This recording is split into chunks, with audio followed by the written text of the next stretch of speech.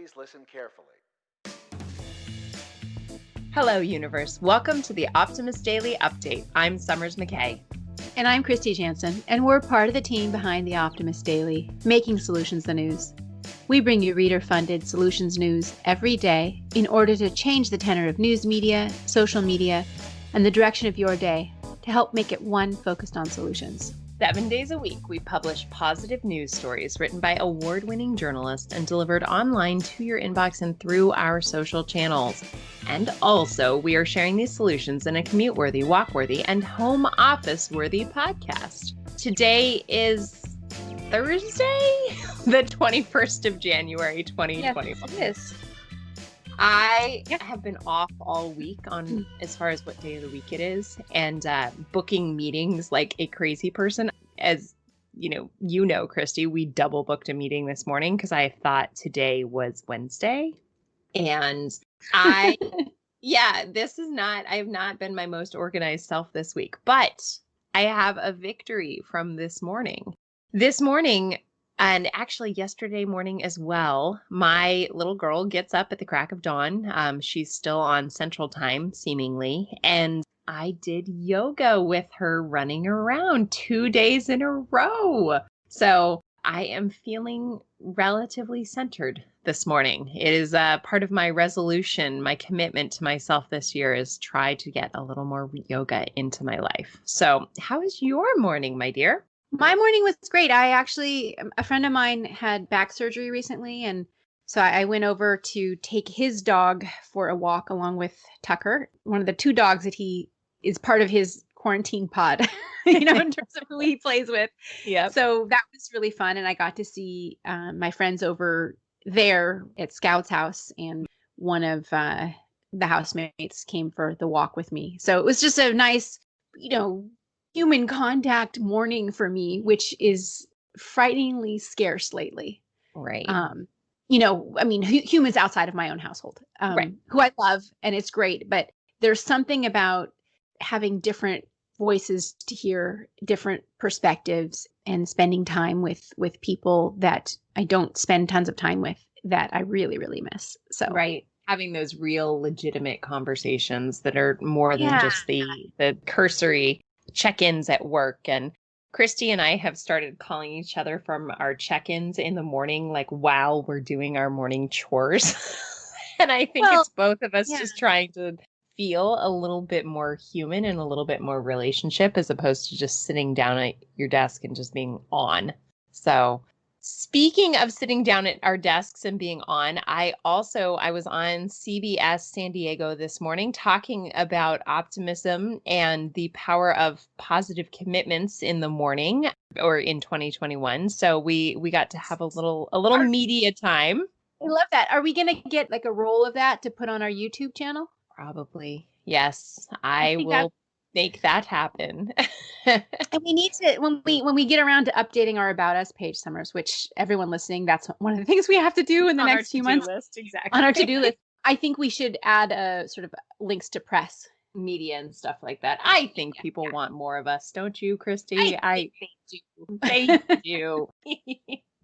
The world definitely needs more optimism. The world also needs more pragmatic optimism. And that is one of the things that I really loved about the Optimist Daily today. The solutions really had a beautiful global focus and recognizing that solutions aren't siloed. So sweeping changes are super valuable, but they have to go in concert with effective tools to maintain, some societal norms and some societal requirements like, I don't know, jobs. So, Kristy, I'm going to let you kick it off because you framed this beautifully this morning. I did. And so it was just interesting to me that so many of our headlines out of the top 10 were connected to changes in either policy or investment or activity around fossil fuels.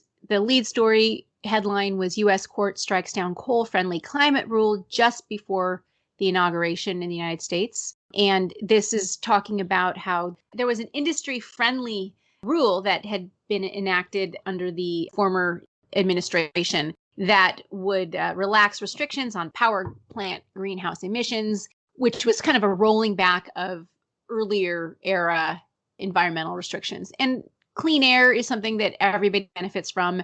Regulations, yes, they can slow business, but as long as they know that they're there, it's not necessarily a poison pill. But anyway, in 2019, the EPA had weakened some regulations, and that got struck down yesterday in the U.S. Court of Appeals because it was a deregulatory plan that was a mistaken reading of the Clean Air Act. And the EPA, the former version of the EPA, had fundamentally misconceived the law. That was what the U.S. Court of Appeals had determined. And now with the new administration, one of the things that is really interesting, even yesterday, only a half day in, there was the cancellation of the Keystone Pipeline. There was some other legislation or executive orders that were signaling a different look. And I know that one of the key problems that this current U.S. administration is planning to tackle is climate change. They rejoined the Paris Climate Agreement. So there was a number of different things that happened yesterday, which all signal a return to, or actually a first time of really taking climate change and the role that fossil fuel and our extractive technologies have on impacting our climate in a negative way. Exactly. So, and it's happening globally too, because we have another headline that reads French Central Bank to drop coal and limit oil and gas in their portfolio. Reasons for that. I mean, it's all of us environmentalists. I'm an environmentalist. Are like, yay. But the arguments, the reasons they're doing this is not because they're not all green tree huggers. It's because investments in those industries are now less attractive from a financial perspective. You're going to lose money more likely than earn money. There's another headline about an app that's letting you cut your emissions by funding climate positive projects. Again, it's an economic argument or an economic opportunity in funding green projects that gives users, rewards them with points for offsetting their carbon footprint. And it's just sort of an interesting, so all of these articles, we don't need to go into the details, sort of lead me to wanting to talk about the headline, which I think, Summers, you were going to take the lead on. Yeah. Framing this next step is that all of these actions to roll back fossil fuel focused economies has an effect on people's livelihoods, right? Hundreds of thousands of people are employed in these industries. And so, as we say over and over, solutions aren't siloed, right? Grand sweeping changes and stepping away from fossil fuels can't happen effectively and cannot be sustainable if we don't also address the needs of employment for the people who previously worked in these industries. So I got very excited reading about the headline of an Appalachian effort to address this issue. The headline reads, How Sustainable Agriculture is Taking Coal's Place in Appalachia. As we know, the collapse of the coal industry is great for the environment, but towns in the Appalachian Mountains have long relied on coal. It's literally disastrous for their economy, eliminating thousands of jobs. There is a new startup called App Harvest, which is running a massive state-of-the-art indoor farm near the small eastern Kentucky town of Moorhead. Unlike most indoor farms, this particular farm relies on harnessing natural light as a possible order to save energy, in addition to LED commitments. They also use less land than traditional farms and less water. Its hydroponic system doesn't rely on soil. And then the water is reused and filtered, rainwater captured and stored on site.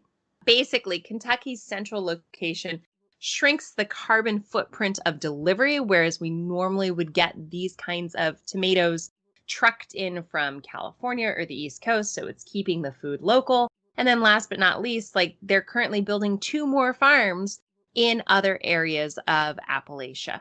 So this is one of those companies that's showing up and saying, hey, it's like you have to recycle the wind turbines, you've got to recycle the batteries, and you've got to employ the coal workers. And I love, love, love this effort from this company to really recognize that this solution has to happen in tandem with a reduction of use of fossil fuels. I had a really interesting conversation the other day with Leslie Marshall, who's the co-founder of the Center for Sustainable Business at the University of Pittsburgh, and one of the lead authors on something called the Marshall Plan for Middle America. looking at how to reimagine the economies in the central Ohio Valley and Appalachia. And she's been working with an organization called Reimagine Appalachia. The thing that she pointed out is like, we here in California are super, we've kind of internalized the idea that there's a direct line between fossil fuels and human-caused climate change that's connected to oil and gas and coal and things like that. But I mean, the oil industry started in Pennsylvania. That's where the first oil drilling happened. And then generations of people in that area have been mining coal. They've been making steel. And there's so much pride in the fact that that area has powered the American building, from the 19th century to the 20th century. And so there's tons of pride there. And the idea that these industries are going away, it affects not just individuals, but families and family legacies, So the transition has to be done in a way that doesn't just demonize these industries, but rather attracts people into the new opportunities that come from a regenerative agriculture or the tourism, the beekeeping that we've written about in other places, and new kinds of energy generation, whether that's using hydroelectric, like using dams and hydropower or wind power or, solar panels. I think the Cincinnati Solar Array, which is in that region, is the largest solar array. It's the largest utility scale solar project that's currently in operation in the United States. So it's a yes and kind of an orientation, not just a demonization of the past. And I think we have to really, like you say, these solutions are not siloed. We have to really re-envision what the future we want to build looks like and find ways to be expansive in including everyone. So that's why I really did like this story. And I like how 5 or 4 of the headlines today sort of interacted with each other in this way. That was why I wanted to focus on that. But what else is on today? Because I think we have to wind up. As always. So there is a great headline about a synthetic cornea restoring vision of a blind man.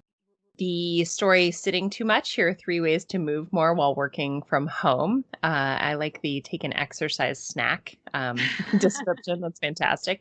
A new technique speeds up infection treatment and fights drug-resistant bacteria. A headline that I love and am very, very passionate about is Dr. Rachel Levine will be the first openly transgender health secretary.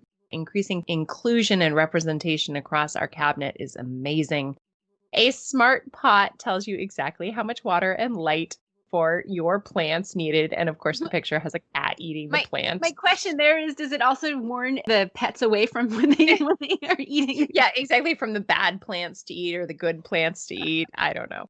And then last but not least, and this is an interesting question or an interesting headline. My husband met somebody in Austin who wanted to be a chef, but he was a vegan. And he felt very frustrated about the fact that in order to become a vegan chef, he would have to cook with meat because that's part of the training in learning to cook is that you have to cook with all sorts of different things. So he had this sort of crisis of conscience, which then to read the headline today that Ona is the first vegan restaurant in France to receive a Michelin star. I love that vegan restaurants are moving into the Michelin star category. And of course, this just makes me want to go to France and eat vegan food, but nonetheless, it looks delicious and, well done. I think it's probably, original non animale. So ONA is, I think we should head out to France and enjoy some vegan food. Well, and I think we could enjoy other food too if we were in France. I'm really into butter. Maybe some wine. Exactly. Anyway, all right, guys, we've got to wrap up. Thank you, everybody, for listening to the Optimist Daily Update. We promise to continue to share positive solution-based stories with ideas on how you can participate in this changing world and ensure it is changed for the good.